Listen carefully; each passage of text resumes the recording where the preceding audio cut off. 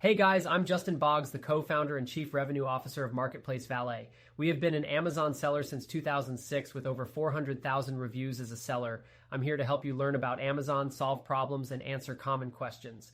Today's video is about lost OTP two-step verification account recovery for Amazon FBA Seller Central. Let's get into it. If you are following along from my screen, if you've lost access to your OTP one-time password for Amazon Seller Central due to two-step verification, here's how you can recover your account.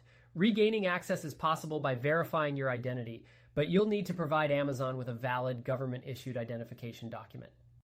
The accepted forms of ID include a state-issued driver's license, a state ID card, or a voter registration card.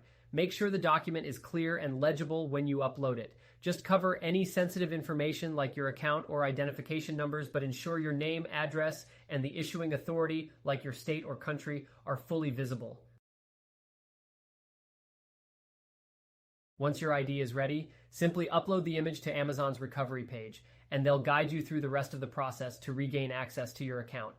If you're still having trouble or need assistance in recovering your account, feel free to reach out, and I'd be happy to assist you.